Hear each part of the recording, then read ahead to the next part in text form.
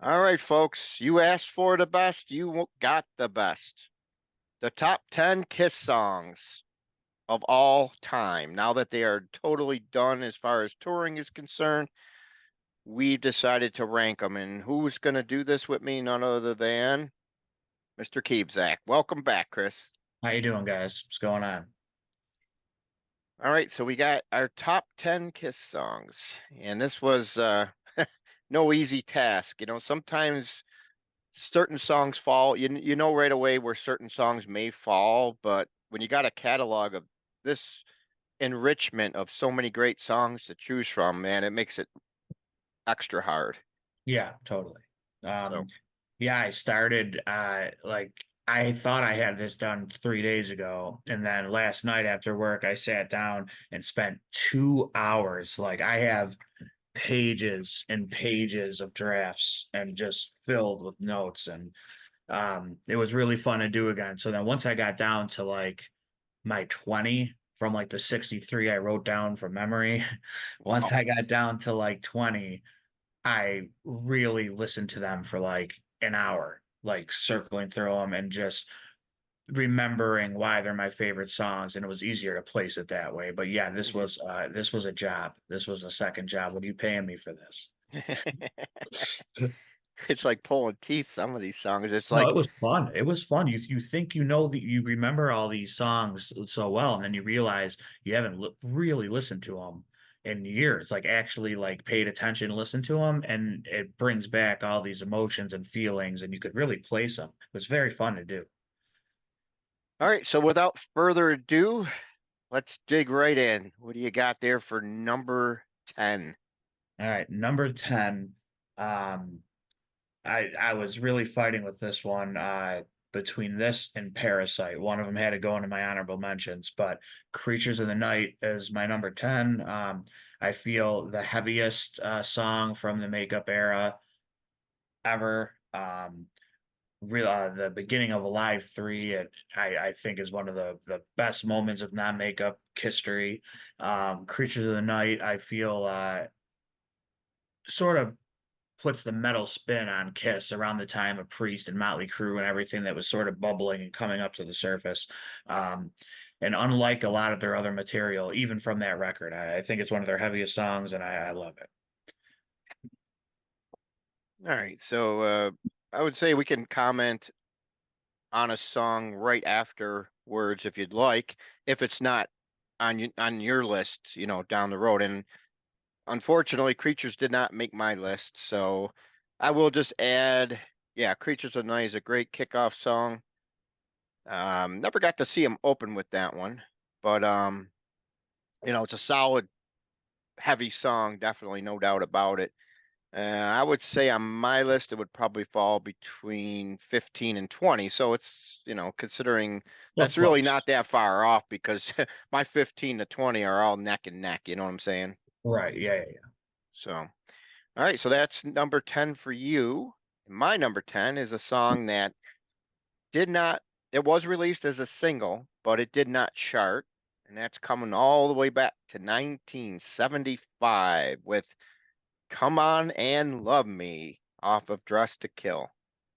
I've always loved this song. It just stands out for me personally. It's just one of those great Paul Stanley songs that it's just a great chorus, great lyrics, and just simply just a great song. And it just stands out for me compared to the rest of the songs. That's why it's number 10. Yeah, it did not make my list. Really, really, really, really close, but it didn't make my list. I would say it probably falls between uh 16 and 20, somewhere in that range. But what I remember the most about that song as a kid is the first time I heard Gene and Paul's vocals really, really meld together when in those pre-choruses and choruses. I love that about the song, and the guitar lick is memorable as well. All right, what you got for number 9? Number 9, I have a non-makeup song, Domino from Revenge. I feel like it's not like a lot of their other songs, as far as from like a poppy but still edgy standpoint. Gene's vocals are great. Thank God that song was on Revenge. I feel like that definitely should have that was the no, Unholy was the lead off single. I feel Domino may have even been better, but it was nice to see Gene back in Gene form for the first time in the non-makeup era with Revenge. Love the song, love the intro. Bruce is playing on that is incredible. One of the top tier of the non-makeup songs from that band for sure. Okay, and I always like Domino too. I think I don't know if it's my favorite song off Revenge, but if it's not, it's definitely my second favorite. There's a couple other ones on there that I would maybe bounce back and forth between a little bit. Gotcha.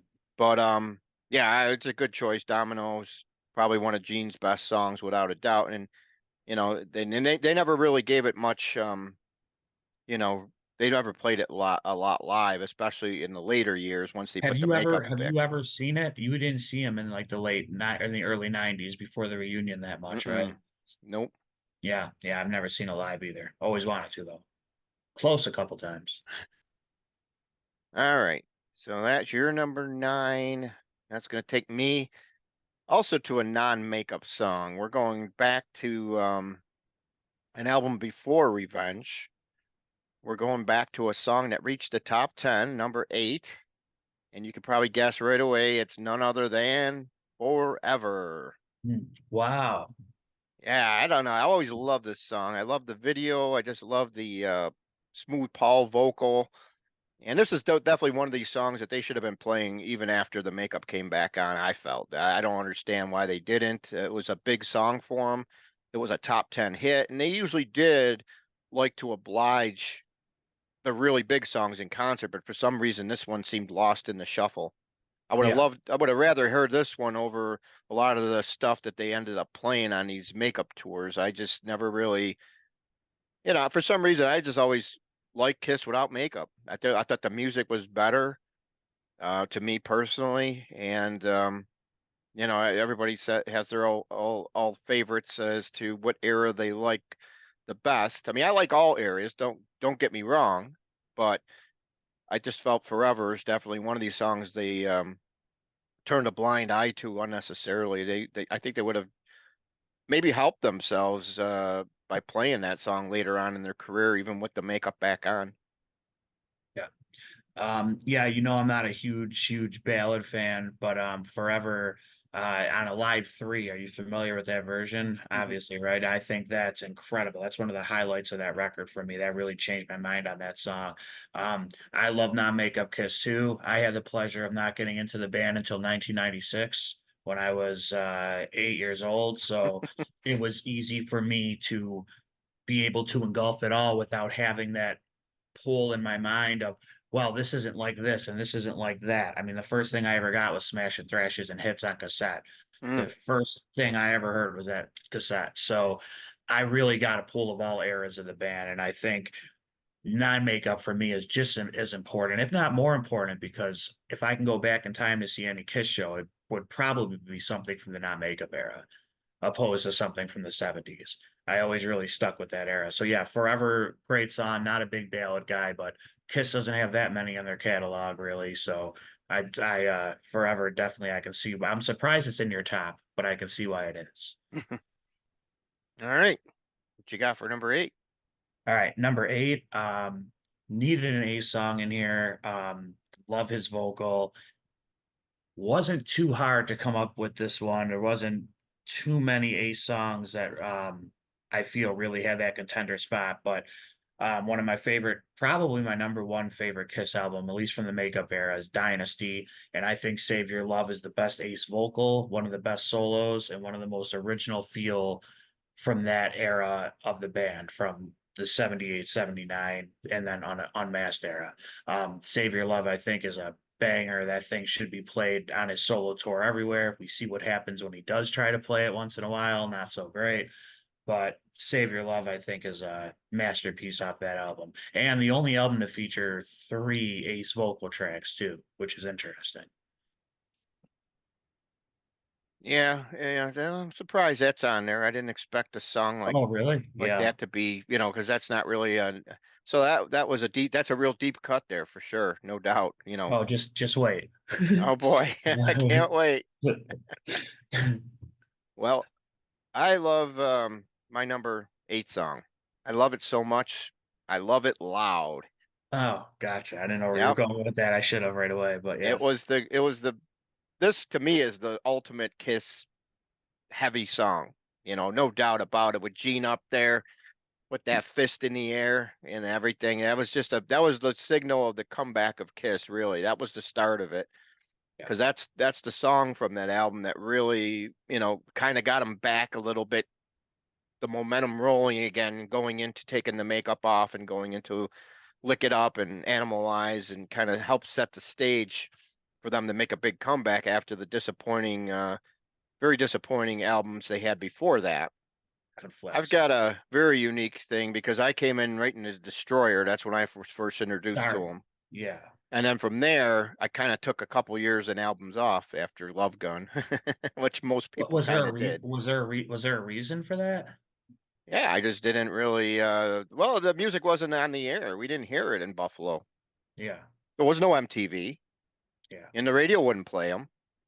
And you didn't hear anything until, you know, I was made for loving you, and everybody thought, oh my God, they sold out cheese, you know, and that's the way a lot of people looked at it back then, but now they look at it with different eyes, and that song, you know, is a lot more popular now than it probably was back then, even though back then it did do okay on the charts. So, um, but yeah, so I Love It Loud is definitely for me, the penultimate hard, heaviest song out of the catalog. The rest of the songs going forward is a good mix of everything else, but that's definitely my heaviest track right there at number 8. Cool. All right. Yeah, I Love It Loud. Love the song. One of those ones that got a little bit boring for me after being constantly thrown at us since the year 2000 at shows. But really big song, and obviously what got a lot of people back in, and it's cool that you were sort of a part of that, where you're like, oh, I maybe I should start paying attention to this band again. So I Love It Loud, very important in Kiss history for sure. Um, so yeah, we're on to number 7, huh? All right. So, like I said, these songs for me, I'm a musician. I've been playing music since I was 14 years old. I'm in a band that plays and does some touring and stuff. And it all came from my love of basically of Kiss and Alice Cooper, but Kiss specifically, because it was so easy to get my hands on Kiss stuff pre-internet. Um, and I just went nuts with it, and certain songs fell deep into me, and I still use a lot of these things from these songs when I write music or when I play music on stage, especially. But so this is a weird one, Joe. My number 7 is a weird one, but it's the worst title and some of the worst lyrics in music history. But for me, when I put that on, I can absolutely listen to this one instead of 6 other songs 1,000 times in a day and not be upset about it. And that's You Make Me Rock Hard from Smashes, Thrashes, and Hits, which was Mm. the first cassette I got. I think musically it's different than melodically. It's the song that made me fall in love with melodic music and the vocals and Paul's vocals. And when I was that young, discovering this music at 6, 7, 8 years old, the lyrics and what it had to do with or what the title was had nothing, played no role in what I thought of that song. And to me, I think that song is what I was like, oh, there's another era of this band that is different than anything from Kiss Alive, because Alive is the only other thing I heard, Mhm. and on vinyl from my uncle. So that song to me is one of my favorites. I'm sure for you, I'm interested to hear what you think of that song. But it was either that or X and Sex, because both those songs sort of did the same for me. But I love the little breakdown in Rock Hard, and I don't know, I think it's sort of underrated and will always be underrated because the title and lyrics are so bad. Well, I mean, I don't know why you would say that because two of the best songwriters in the world co-wrote that one with Yes. Desmond Child and Yes, Diane Desmond Warren. and Diane Warren. Yes, I Yeah, know. yeah. So But I, they've wrote some dandies over the years. I'm saying looking at it from a 2024 perspective. Like Hmm. some of these, some of these are a little cheesy. It's not living on a prayer. You know what I mean? Like, you know what I mean? Yeah, So, I but yeah, I mean, know Diane Warren. yeah, I mean, truthfully, that's one of those songs I never really got into on the album. I mean, had they made maybe a video for it, maybe it would have been different, but obviously Let's Put the X in Sex was the video, and that's the song that stuck with me a lot better. I know on that album with the two new ones, obviously, well, and then they did redid the other stuff on it. But Yeah. yeah, for some reason, like that one got lost in the shuffle. So yeah, you definitely surprised me on that one. But it's Yeah. gonna make me want to go back and listen to it some more now to see what I missed, maybe. And you can sort of see what I'm saying, right? Like as a Yeah, I'll kid listen and to it. I'll let you know for sure. yeah, yeah, yeah, yeah. Definitely. All right, so now you went extreme, and Yeah. I'm gonna shock you here, Okay. and not shock me either. This is Oh, okay. See, I thought that's where you were nope, going. I know nope. you. This I thought you. song is gonna shock you only because you probably thought it would be maybe in my top three, but it's number seven for me was none other than probably the best, biggest known Kiss song in the world, none other than their party anthem, "Rock and Roll All Night." Wow. Yeah, I listened to it 3 times last night to make sure that I wasn't missing anything, but that's not in my top 40. But go ahead. wow. Go See, I ahead. said, oh, that's why I'm kind of, that's good though, in a way, because Yes, it is. at least it's not in my top five. Yeah. No, I understand it, but I do Right. You understand. hear it so much, sometimes you just kind of like, yeah, do I really need to hear it again? Because Yeah. that's the song, the show closer. They always end every set with it. And you heard it a million times. They still play it on the radio today, just as strong as they ever have. Um, It made their career. yeah, it's a great song, no doubt. I had to give it its just due. Unfortunately, I don't like to pick the common songs too often, but this is one of those songs that I don't get sick of hearing. No matter, and oddly enough, I mean, there's many songs by other bands that I really do get sick of hearing, but Kiss is a unique catalog because I don't think there's one song that I just don't that I get sick of hearing from them. Even Aerosmith, my favorite band, I get sick of hearing Sweet Emotion. I get sick of hearing Walk This Way. Well, that's where Songs, I'm. Yeah. and but Kiss is different. Kiss, I don't have that hatred for a song because it's overplayed or anything like that, which is cool for me. Do you think it might be because you've seen Aerosmith so many more times more than Kiss? Like, and it's No, it that has nothing to kind do of with anything about seeing them. I mean, okay, it's all probably about hearing the song. It's like right. certain songs, you know how it is. Wherever you go, sometimes you'll hear a song, go, man, why do I always got to hear? Def Leppard's a classic example. You go anywhere where they play some music, and it's always the same Def Leppard songs, Animal or Pour Some Sugar on Me, the same old boring song. And those songs do get tired. You get tired of hearing them after a period of time, Yeah. you know? And I try not to let that play much of a role. That's why I said Rock and Roll Night, Love Gun, all those. I listened to them again, the original versions in my headphones two Hmm. or three times last night. And I love those songs, but these 10 are more important to me. Right, right. I And totally understand. Same that with and me. I love that's why I was so excited to do this because I know that you Hmm. look at it sort of from a you're old, you're a little older than me. You experience the stuff in the 70s and 80s more in a different way. So it's nice to be able to see your list that might have some bigger songs, but like you said, I didn't experience I Love It Loud like you did. You Right. experienced it that way as a kid. I didn't. That's what's great about being able to do these and compare. I love it. So, All yeah, right, let's move on. What do you let's got? move Number on. six All now. right. Number six, a lot of classic Gene and Paul double vocal songs for lead vocals, which is nice. I love that. This one is you already dissed this record once. This is off The Elder. Again, I feel one of the classic Kiss songs that get extremely overlooked, and that's I. Positive message, heavy intro with the drums and the bass really brooding. Um, Again, great double vocals from Gina and Paul that really work well back to back. And a song that Kiss diehards it really is that good of a song. We see it as something that should be huge. When they played it at the cruise um a few years ago, I mean you can see in the videos if you search for it. They played it without telling anyone right after Rock and Roll Night ended. At the very end they played I both nights that they did the indoor shows, and people went absolutely insane. Always been one of my favorites. One of the first songs I learned on guitar when I started learning Kiss music at like 8, 9 years old. Love it. Great. Interested to see what your thoughts are on I.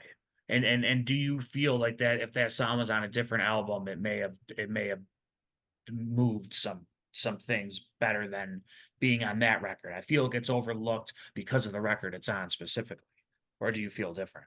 Yeah, I'm not too sure on that song. It's one of those ones that I'm not the Elder, I'll be honest with you. The only song I really can that I even really like off the album is A World Without Heroes, Yeah, I obviously, because that agree. was, they redid that on the Unplugged, and they did, you know, played it up, a few times. That was a big hit for him. And I mean, even though it didn't crack the top 40, still on an album that didn't really sell, it still reached number 56 for A World Without Heroes. Now, I was the second single released, Mhm. or, it's weird. They got them both listed on the same day that they Yeah, were it was released. weird how they did that. Yeah. I don't So know the exact inners on it, but that wondering it if must be maybe the one is a different, maybe one's like a foreign version, because it did actually chart. That song charted in two countries, really. Australia Yep. and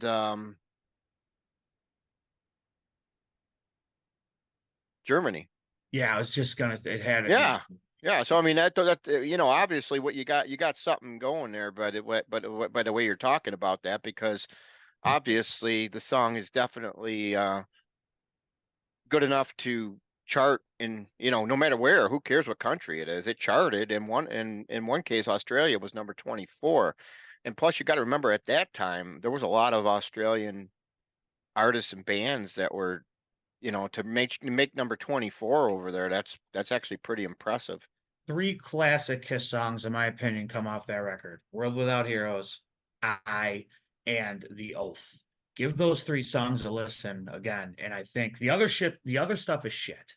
Okay, but those three songs to me are classic Kiss songs that even diehards as yourself seem to overlook. And I always try to say, no, no, no, listen to those songs again with different ears. Like, try to pay attention to it, and I think it might change. And if you see how it fits into the catalog of the shit that you do like in the catalog. All right, so you got that for your number six. Yeah.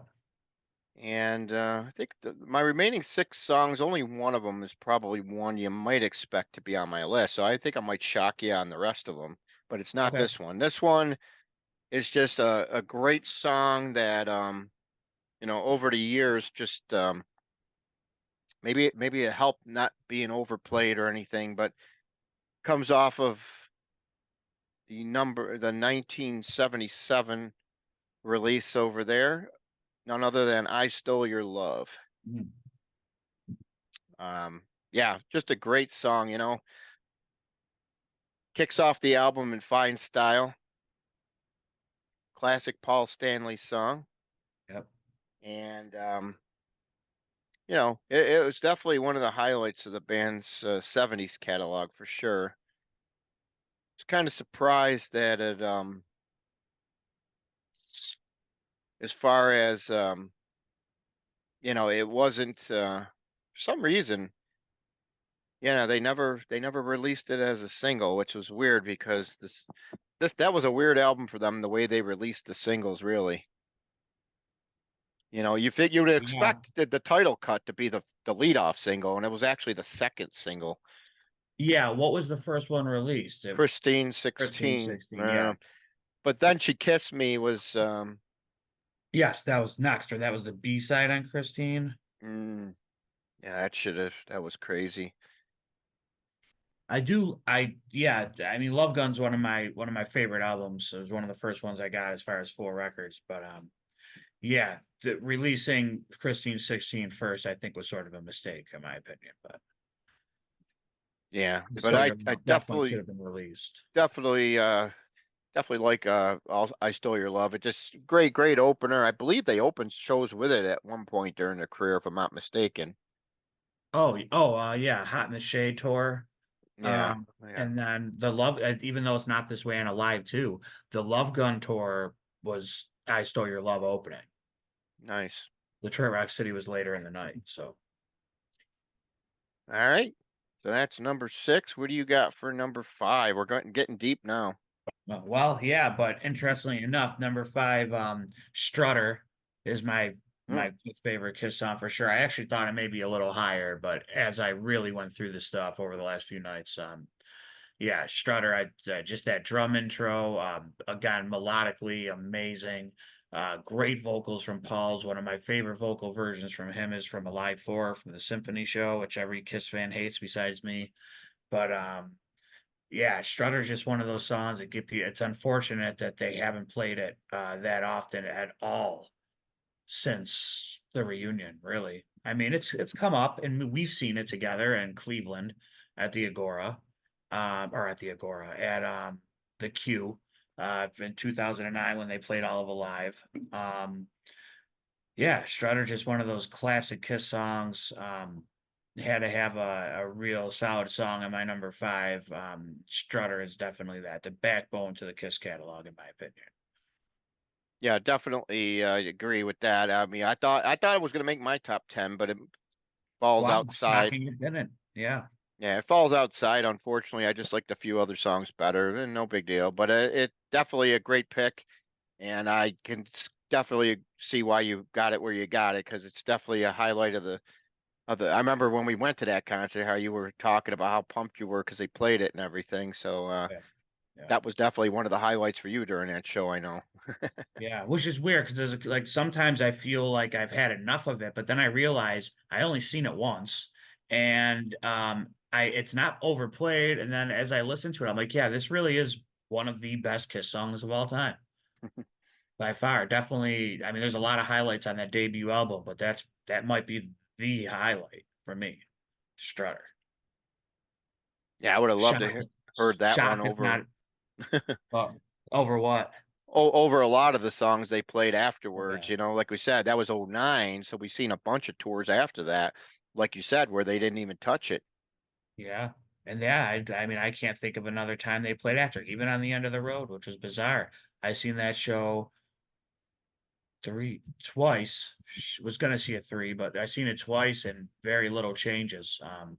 Was hoping that was gonna be in there. But they did it on a couple occasions at that Dubai show and here and there they'll pull it out. But yeah, lucky we got to see it when we did. Yep. All right, so that was your number 5, and I'm picking a song that I kind of was surprised that made the top 10 here. But Interesting. after listening to it, I go, man, this is just too great of a song to me, and it's none other than the Peter Chris vocal "Hard Luck Woman." Oh, wow. Yeah. What Interesting. a great song all the way Another through. ballad, two ballads, crazy.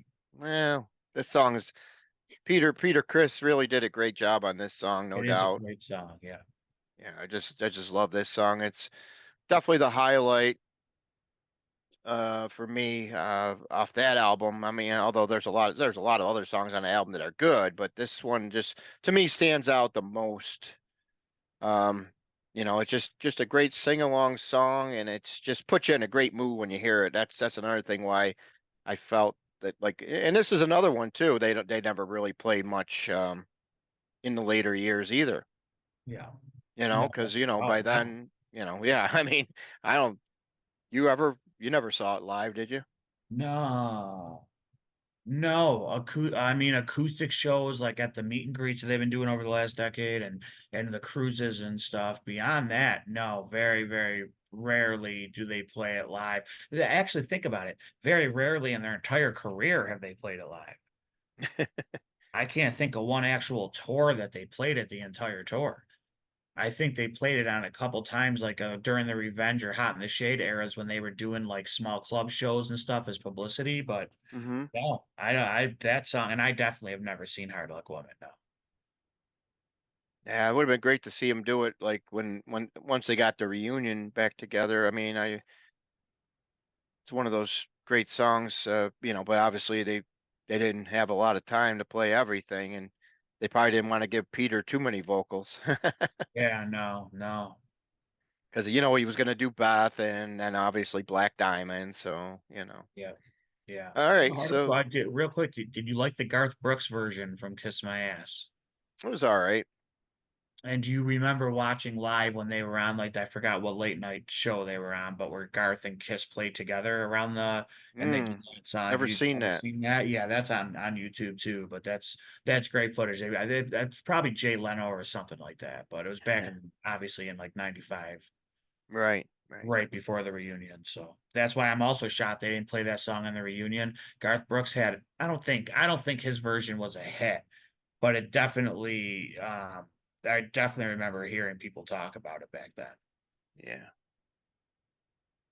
All right, so that will take us down to none other than your number four. Sure. So, and this is also a Peter Chris saying track. Peter's always been, as far as you think about how many songs Peter is saying compared to Paul, Peter has the better vocal performances, in my opinion, in Kiss than Paul, based on that. Based on out of the six or whatever songs Peter is saying, I love every single one of them vocally. Baby Driver didn't make my list. I really wanted it to. Um, but Getaway off of Dress to Kill, always been one of my favorite Kiss songs. Peter's vocals amazing. Love the verse. Love that breakdown at the end where he's screaming, the I Gotta Get Away. Amazing, amazing song. Wish I could have seen it live in some aspects. Glad they played it one year on the cruise. So they played it twice in their entire career, once each night, and that was it. Obviously not with Peter, but great song. Very underrated in the early Kiss catalog, in my opinion. And also, while short, the Ace solo, guitar solo in that song is probably my favorite Ace guitar solo ever. I love playing it. Learned it when I was a little kid. Great song, Getaway. I was thinking the same thing. I was thinking it was going to be mostly 80s dominated, but it's not. It's 70s dominated. So that's high, that's weird for me, but that's fine. Let's get moving. We're going to go to my number four, which is from the 70s, which is from their biggest album of all time, which is Sure. not the biggest song on the album or the second or the third, but it's none other than the awesomeness of King of the Nighttime World. Wow, nice. Didn't see Yep. that coming. Yep, exactly. Yeah, I knew you didn't. I knew you loved the song though. You've been saying that through the years, but I Oh, well, didn't they know played it that on you. Psycho Circus, and that was just killer. Yeah, they did. Yeah. Yep, that was just killer. That was awesome. Never forget it. Highlight moment right there when they played it, and we were like 10th row on the floor. It was just amazing to see that from that perspective. Um, King of the Nighttime World, what else can be said? That's just a kick-ass song right from the get-go. Short, sweet, but hits it right on the nail on the head there. And that's my number four. Yeah, I love King of the Nighttime World. Not anywhere near my list, but I do.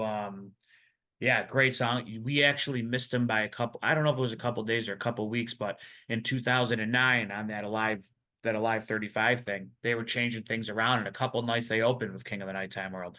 Throughout the last 15 years, they have thrown that in a couple times here and there, just never anywhere around where me and you are seeing. But King of the Nighttime World has been sporadically put in through the set over the years. But that's, yeah, that my first Kiss show was that Psycho Circus show, and I know uh I know it's funny to hear you say that because you're not a huge fan of that show, right? No, I'm a huge fan of the show. I wasn't a huge fan of the album, but the show was good. Yeah, yeah, yeah, yeah. Yeah. No, I love Psycho Circus, but yeah, I forgot that King of the Nighttime World was played at that show. Cool. All right, here we go, folks. Dig in. We got three choices left, and this is going to really be interesting with Chris's perspective because he's already threw about four songs at me that I never would have expected to be on the list here. You got any more surprises up your sleeve? Yeah, right here. Uh-oh. Yeah, but Uh-oh. after this, I'm gonna shock you in a different way. I think you'll be surprised in my top two. But number three for me, finally got to see it live for the first time on Gene's first solo show ever in Cleveland that he ever played in his entire career. Um, don't know why I love it. Comes from an album that I'm surprised that I love so much, Dynasty. But my number three is Charisma, which is gonna probably piss a lot of people off because I know a lot of people aren't a huge fan of that song, but I love it. Hardcore Kiss fans know that song is one of the best in the catalog, and just gives me the same feeling it did as a kid. Loved Gene's vocals again, as was Rock Hard. some of the lyrics are cringy, and it's just Gene being the egomaniac that we all know he is, and respect him for. But Charisma, great song, underrated, will never be played live again unless he goes on the road. He plays it at every solo show since that first one I've seen him because of the pop it gets and how much people love it.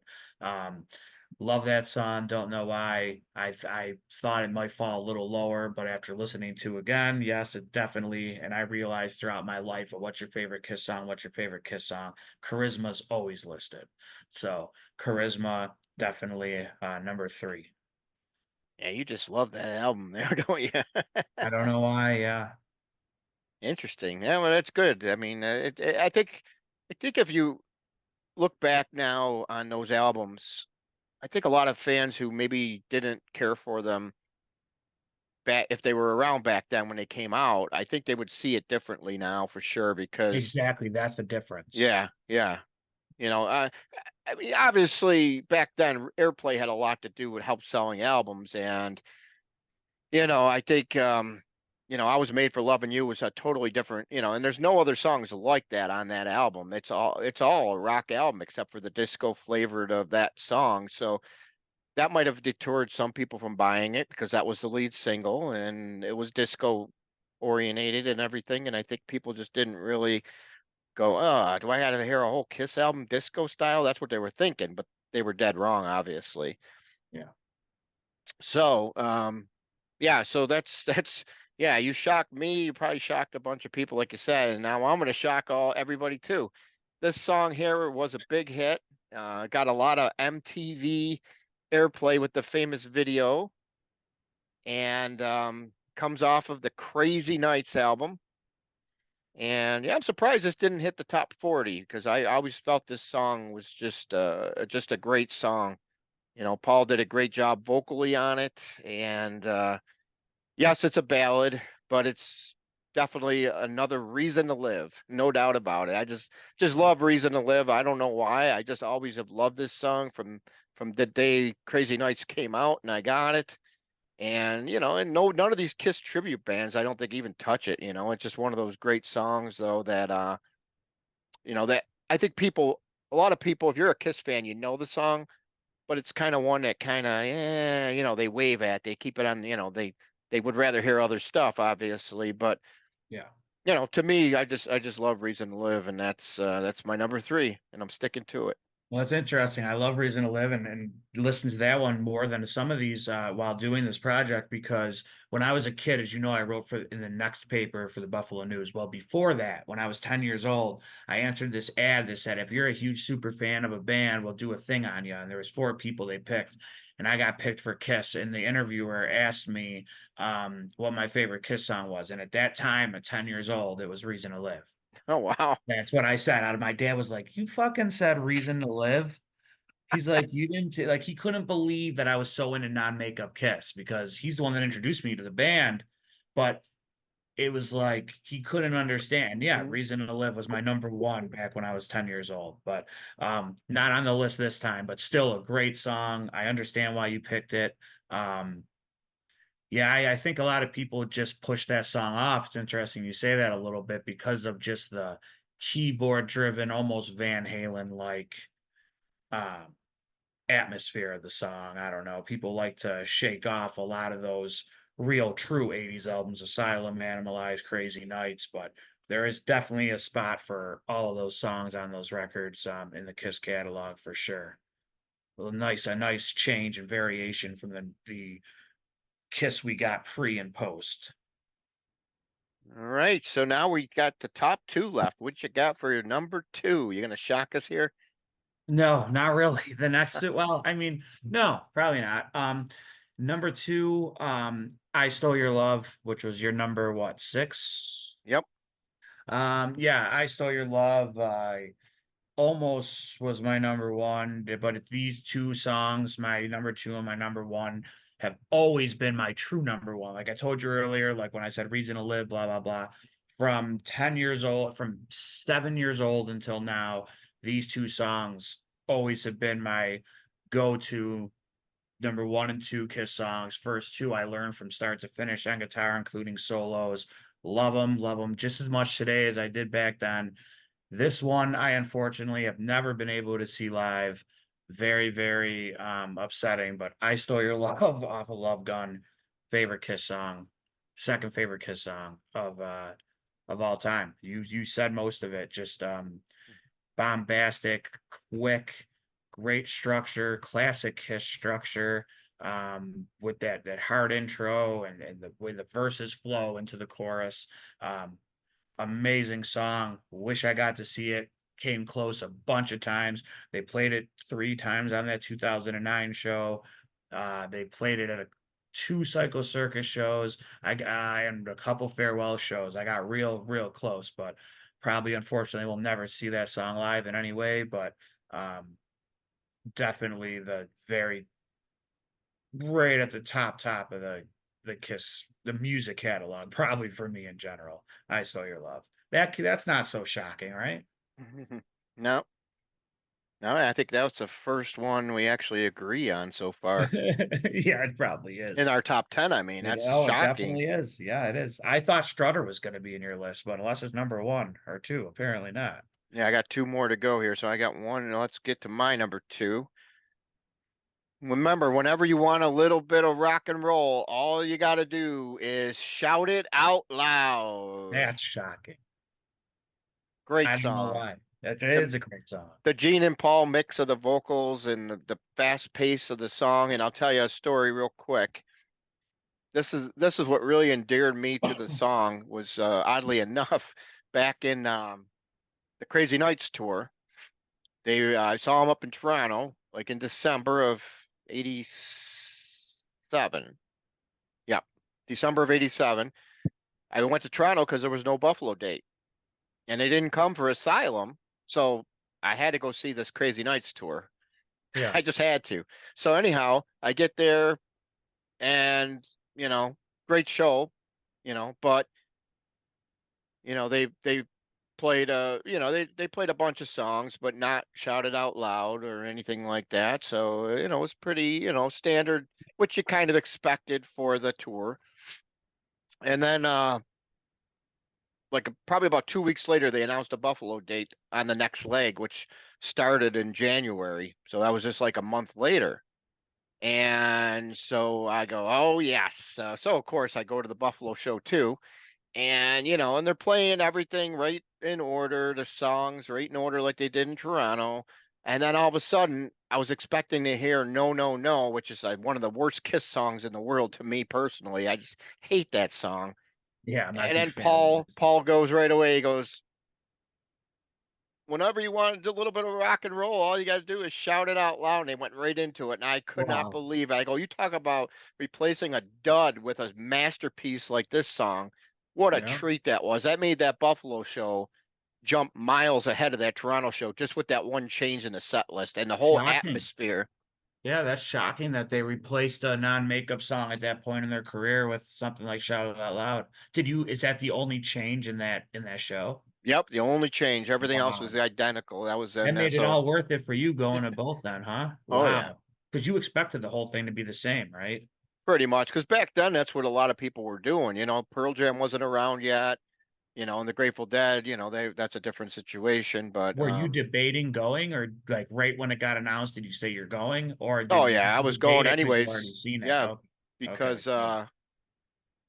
it was still Ted Nugent opening, which I really Oh, was, but I like Nugent, but I would have rather seen one of these other bands they were touring with at that time yeah, instead, because at that point Nugent was considered old, he's an old yeah. geezer from the '70s as opposed to seeing somebody like Cinderella or Dokken or somebody like that, hopefully that's what. Yeah, Did Nugent have St. Holmes or anything with yes, him? he did. Oh, He did. wow. Well, Yep. that's good. That's Yeah, good. that was good. Yeah.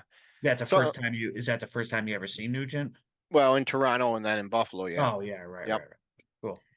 So, anyhow, yeah, so that was just awesome, and that just that song on Destroyer just amazing. So, that's my number two. Yeah, interesting. Yeah, I like Shout It Out Loud a lot. Again, like I said with forget what song it was, but like I said, with I love that double vocal from Gene and Paul. classic, shout it out loud, great song, nice party anthem. I probably like that song better than Rock and Roll All Night, and you obviously do too, so because both are on your list. So yeah, good song. So we're on to number one. We got a drum roll here. Well, we should because this is another Peter Chris sang track. Number one, Black Diamond has always been my favorite Kiss song. Uh, Wish that ending wasn't there, that long droning outro. I never really liked that, but the first 3.5 minutes of that song, amazing. Paul live, absolutely incredible. With that's his basically time to shine with his little guitar solo. Love that melodic thing he always plays in there. And then it just kicks off the song, whether it's Peter, Eric Carr, Eric Singer singing it. Uh, they all do a great job. Absolutely love it. Love how fast they played it in the Eric Carr years. Um, some of those songs they just murdered with how fast they were playing it, but it really works for Black Diamond. Can't go any wrong with that song. The highlight of the catalog. Um, and it wasn't too hard for me to put that above I Stole Your Love because those two have always been my favorites, but Black Diamond definitely stands far and away my number one. Without question. My favorite version, definitive version, if no one has seen it yet, or heard this version, a lot of people hate the record. Don't let that deter you. Alive 4 with the symphony and Peter singing from 2004. Absolutely incredible. Definitely try to check that out and see if it might help your love for the song some more because love that version. But Black Diamond is my number one of all time. Yeah, it's funny how you mentioned that outro. It did really kill the studio version of it, but the Does live, it's just great. You're just like you well, yeah, said. because there's a whole bunch going on. Yeah, Yep. that changes everything. But yeah, Yeah. the studio version killed by it. Yep. Yeah, Black Diamond definitely is probably in my top 20 for sure. Obviously I just didn't have it in the top 10. But oddly enough, our number ones are similar in some ways. My number one starts with the same letter that your number one starts with, and it has the same singer, oddly enough. Oh, And that's interesting. none other than probably their biggest charting song, number one, and number two. Yes, it's another ballad, but it's a great one. Oh, dude. None other than Beth. Wow. Oh That's the most yes. shocking thing about this whole thing. I could have said Just a Boy was my favorite song, and it's not as shocking as that. Why is That's Beth shocking? crazy. It's their highest charting song.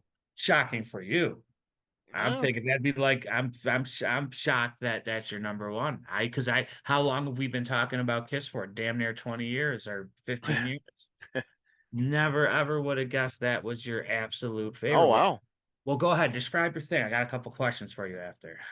Go Well, ahead. it's interesting the way this song came about because this was back when they first Destroyer first came out. I remember my friend got the album and he's sitting there transcribing the lyrics because there was nowhere you can get the lyrics. It wasn't inside the album cover at that time or on the album jacket or anything. So he transcribed the lyrics and figured them all out, and it was pretty cool back then. He had a pair of headphones and everything, and it was just cool because we sit there and listen to it over and over again. And that's just one of those songs that no matter how many times you hear it, to me, I just don't get sick of it. And I think Peter Chris's vocal on that is just amazing. Yeah, Nobody sings it like him.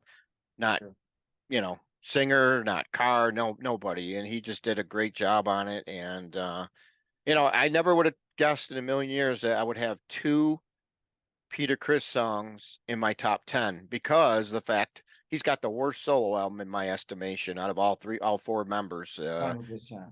It's just, I don't know how, the songs that he picked for it or however those are just horrendous. I can't listen to those songs.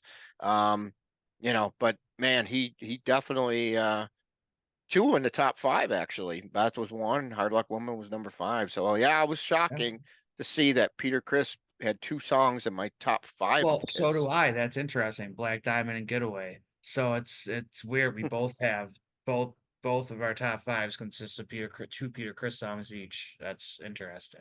Well, it just goes to show you, how the importance of the original lineup was. There, no matter Absolutely. what Gene and Paul will say or try to make people want to hear or whatever, those four together, there was no four other members that were better in unison than those four, no matter what you say. And don't get me wrong, I love Bruce Kulick. I love Eric Carr. They did a bunch of albums in a row that are probably some of my favorite Kiss albums as well. But just the four originals were the ones that, you know, laid down the foundation and helped get this going where everything preserved and Kiss was able to have what an amazing long career. You know, even after everybody left them dead after Dynasty, left them even worse after Unmasked, and then they came out with The Elder, and people were even that sold even less albums. It's just like, you know, Yeah, everybody just wrote them right off, and then all of a sudden, Creatures of the Night, Lick It Up, Animal, and then they just came back from the dead, and they pretty much remain there. You know, everybody says, yeah, the '90s killed them with the grunge, but you know, they were smart. They ended up putting the makeup back on, and look what set a whole new precedence. absolutely. Yep, 100% agree. They've had a crazy winding career, and I love Beth, by the way. That the first Kiss memory I have at all is my dad teaching me how to ride a bike, well, literally when I was 5, 6 years old, and in a parking lot next to my house, which is now part of Wegmans. And this is before Wegmans was there. This is 1995 or 1996. And he says, "There's this band I got to tell you about." He's like, I don't know how it got brought up, but I remember walking the bike after him showing me how to ride it and him saying they have this song that he shoots fire out of his mouth and he spits blood and the drummer comes down and sits on the stage because my dad had seen them 10 years before I was born in Hmm. 77 and 78. Oh So wow. um it like he's telling me these little things and not thinking that at 36 years old I'm going to be sitting here talking about my top 10 favorite Kiss songs and spending hours to figure out what they are based on how much I love this band. So Beth is one of the first things I remember hearing, and that's why he bought me the Smashes, Thrashes, and Hits cassette when we were in the mall the next day or that night. He behind my mom's back because she didn't want me to listen to Kiss. She was mad he told me about it. He went and bought me the cassette at the wall in the Walden Galleria Mall, and I still have it with the little blue wall sticker. And he bought it because Beth in Detroit Rock City and Love Gun. That's why he bought it. He didn't know Eric Carr was singing it. He didn't know that it had anything to do Hmm. with not making Kiss besides what he's seen on the cover. He bought it. All right, so we got a couple honorable mentions. Why don't you give me your quick list there All of the right. ones that were came close, but they just missed the grade by a smidge. Well, you told me you did an extra three. I had to write down an extra five, but Hmm. Parasite would be the next one. Almost made the list. It was between that or Creatures for me for number 10. Had to go Creatures. Um, Parasite might just be a little overplayed for me.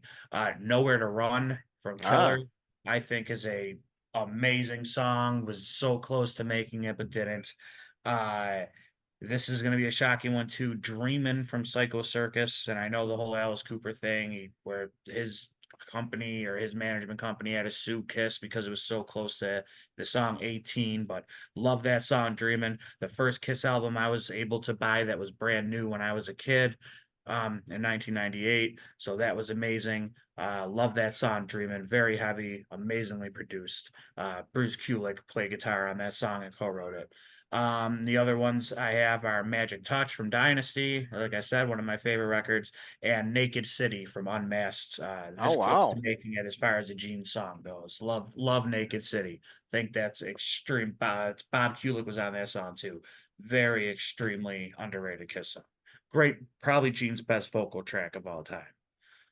Never expected Naked City to be on there, but I actually love that song too. Great song. Didn't make my honorable mentions, but yeah, I love that song and Betrayed. I feel those are two great Gene songs that never really get their just due. And Yeah, but that leaves Betrayed. us, yeah, that leaves us a chance where we can maybe pick our top 10 Paul songs someday, our top 10 Oh Gene, and yeah, I love it. we can do another whole episode on something like that. That would be awesome. You All can do right, whatever so you want, Kiss related. yeah. All right, so my honorable mentions, I'm gonna go a little bit. I'm gonna go like my what would have been probably like my 13th, which would have been "Crazy Crazy Nights" from the Crazy Nights album. Interesting. Yeah, that song I always liked. You know, obviously it sounded good to me, at least to hear it back in the set. Later on in they did play it in the last two Buffalo shows that they played, Darien and Yeah, Buffalo. yeah, But you know, obviously it wasn't with Paul and his full powerful vocal like we wanted it, but still it was okay. Good just to hear it. And yeah. then obviously my number 12 would have been "Do You Love Me," also from Destroyer. And number 11 would probably be the song that really got me back into Kiss. That album that it comes from was the first tour I got to see. And this video was everywhere, all over MTV when it came out. And it's none other than "Heaven's on Fire," baby. Wow. Yep, Just a good song. great song. Always loved it. And they definitely played that one also on the last two end of the road shows in Buffalo, which was great to see and hear, no Yeah, doubt. yeah, yeah. What about, I'm surprised Tears Are Falling isn't on your list. It was It's close to being on mine, but that's shocking. not as powerful as those other ones, Yeah, but it no. probably would be my 14th. I would say that much. Oh, I got you. Yeah, it's very close to being on Yeah, oh mine. yeah, it came close, believe me. It came close. Yeah. But you know, obviously if you actually did the whole ranking from one to whatever how many number of Kiss songs you like, man, I know I like over 100 Kiss songs, so I know for a fact Oh, that you know that some of these songs would probably be in the 70s, the 80s, and you go, man, but unfortunately, there's just other songs I like better, you know, and sometimes you just gotta, they fall where they may at that particular time, you know. You do this list 5 years from now, and some of it will change, you know, everything doesn't always stay exactly the same, you know, 100%. maybe, Oh, you know, yeah, yeah. It can change. yep. So, but this is how it is right now. And after, you know, 40 years of seeing this band and watching them, and yeah, wow, in 1984, that's the first year I actually seen them. So, 40 years of Kiss history for me. Definitely, wow, didn't even realize that until I said it. Yeah. I think Interesting. that my first show was 1998. So, Yeah, so you got 20, let's see, so 26 years. seen a lot in that time period, though. Seen a Yeah. lot. Not to mention all the related shows, all the solo shows, and then if you start talking about cover bands, some I've seen that really blew my mind. I mean that Mr. Speed band from Cleveland. I seen him in Clarence at this like lawn fete thing with my girlfriend's family's from Clarence, and so we went there, and I knew about Mr. Speed, and I knew they're from Cleveland. They're the number one Kiss touring cover band and tribute band, and they were amazing. They were playing like Not for the Innocent and really weird like B-sides mixed in with Mm. the hits, and it made me fall. I mean, they're really good. If you ever get a chance to see Mr. Speed, highly recommend it. Seriously, the probably the best Kiss tribute you can see, and I've seen probably 30 of them. So, All right, sounds good. yeah, Well, that puts a wrap on this episode. Glad to have you here for this one, and yeah, we'll be back for some more future Kiss ones, as well as more of our Hero Rock series, Hero Band series. There, we'll have a yeah, couple more coming our way, and of course, just a little teaser. We're gonna have another Kiss related uh, episode coming up probably within 2 weeks. So stay tuned for that. And we ain't gonna spill the beans, but we'll see you in about 2 weeks with another episode. absolutely. All right, man. Sounds good. All right.